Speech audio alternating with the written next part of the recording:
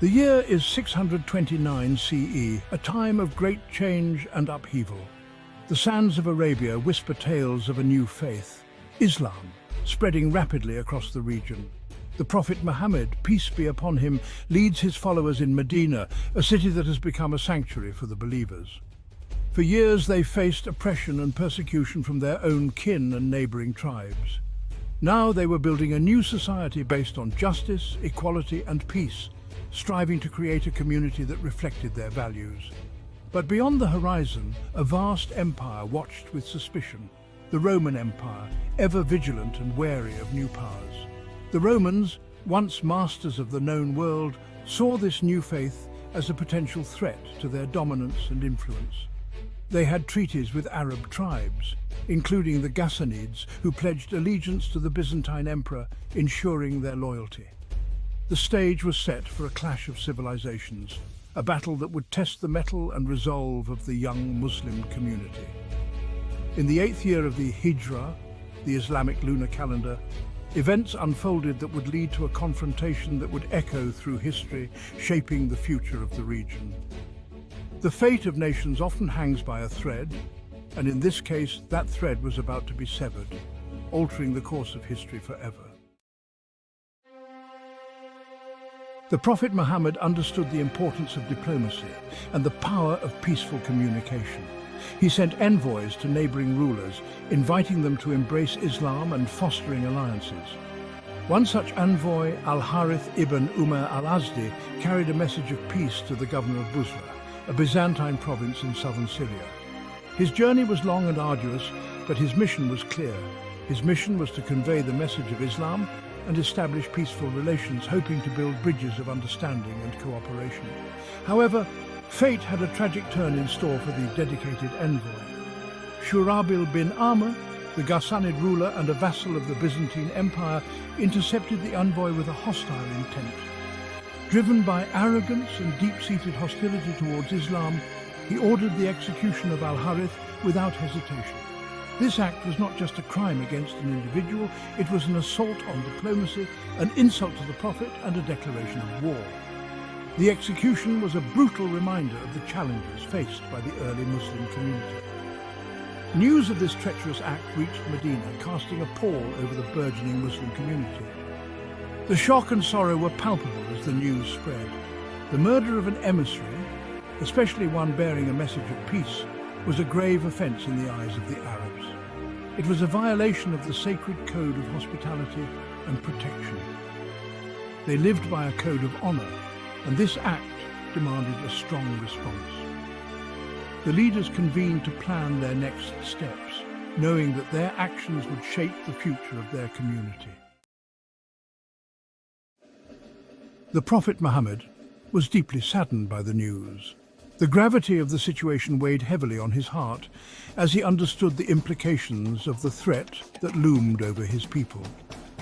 He knew that a forceful response was necessary to defend the honor of Islam. The Prophet's resolve was unshakable, and he began to strategize a plan that would rally his followers and protect their faith. He called upon his followers to assemble for battle, to face the might of the Roman Empire. His call was met with unwavering loyalty as his followers prepared themselves for the impending confrontation. A force of 3,000 men, a formidable army for its time, answered the call. These men, though few in number compared to their adversaries, were united by their faith and determination. They were led by the bravest of the companions, Zayd ibn Haritha, the Prophet's adopted son, whose leadership and valor were well known among the followers. Jafar ibn Abi Talib, his cousin, a man of great wisdom and courage, stood by his side, and Abdullah ibn Rawaha, a renowned poet and warrior, whose words inspired many and whose bravery was unmatched. Each of these men was chosen for their piety, courage, and leadership qualities. They embodied the spirit of sacrifice and dedication that the Prophet sought in his commanders. However, they faced an overwhelming challenge. The odds were stacked against them, and the path ahead was fraught with danger. The Roman army, a force of legend, awaited them. This formidable opponent was known for its discipline and military prowess. Estimates vary, but some accounts suggest a Roman force of over 100,000 men, a staggering number that dwarfed the Muslim army. A veritable sea of soldiers equipped with superior weaponry and years of battlefield experience. The stage was set for a historic clash, one that would test the mettle and faith of the Prophet's followers.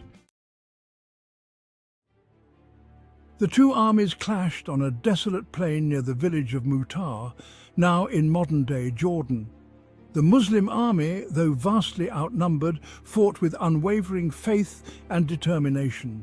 They knew they were fighting for a cause greater than themselves, for the future of their faith. The battle raged for days. Each Muslim soldier fought with the courage of 10.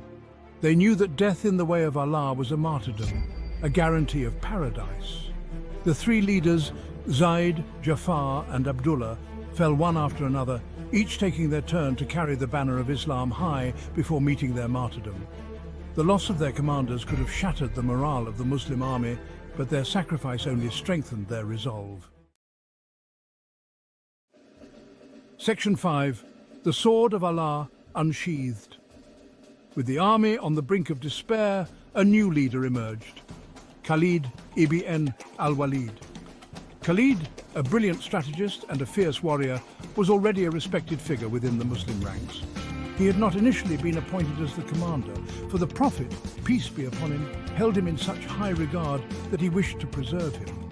But now, Khalid's moment had arrived. Taking command of the Muslim army, Khalid assessed the dire situation. He knew that facing the Romans head-on would be suicidal. He needed a plan, a strategy that would exploit the Romans' weaknesses and turn the tide of battle. With calmness under pressure, he began to issue orders, his voice booming across the battlefield, instilling renewed hope in the hearts of his men. Section 6. A daring gambit. Khalid's first order of business was to confuse the enemy. He knew that the Romans relied heavily on their numerical superiority and their organized formations. He decided to use their strength against them. Under the cover of night, he had different units change their positions. He brought those fighting at the rear to the front, giving the impression of fresh reinforcements arriving. He instructed them to wear the clothes of the fallen Roman soldiers, adding to the illusion. When dawn broke, the Romans were shocked. They saw what appeared to be a revitalized Muslim force, their banners waving defiantly in the morning breeze. Section 7. The Master of Retreat. Khalid knew this was a temporary advantage. He couldn't defeat the Romans, but he could outmaneuver them. He ordered a slow, strategic withdrawal, keeping the enemy at bay while minimizing casualties. He used the terrain to his advantage, choosing his battleground carefully and deploying his cavalry effectively to harass the advancing Roman forces. His plan worked flawlessly. The Romans, confused and demoralized by the seemingly endless waves of fresh Muslim troops and their elusive tactics, hesitated in their pursuit. They had expected a swift victory, but Khalid had turned their anticipation into frustration. He was fighting not just a physical battle, but a psychological one as well. Section 8. Return to Medina. After days of skirmishing and strategic maneuvering, Khalid managed to extricate the Muslim army from the clutches of the Roman legions. He had saved his forces from certain annihilation and returned to Medina with the majority of his men, a testament to his military genius. The Prophet Muhammad, upon seeing Khalid and the returning soldiers, was overjoyed. He embraced Khalid and praised his leadership, saying, "Then the leadership was taken by Khalid bin Al-Walid, and he was the drawn sword of Allah." Section 9. The Legacy of Mutar. The Battle of Mutar, while not a decisive victory in terms of territory gained, had a profound impact on the nascent Muslim community. It demonstrated their courage and resilience against a far superior force. They had stared down the Roman Empire and refused to back down.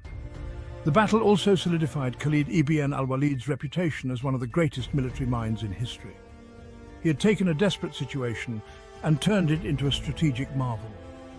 He had shown the world that the Muslims, though small in number, were a force to be reckoned with. Section 10. The Drawn Sword of Allah. The title bestowed upon Khalid, Saif Allah al-Maslul, the drawn sword of Allah, captured the essence of his leadership at Mu'tah.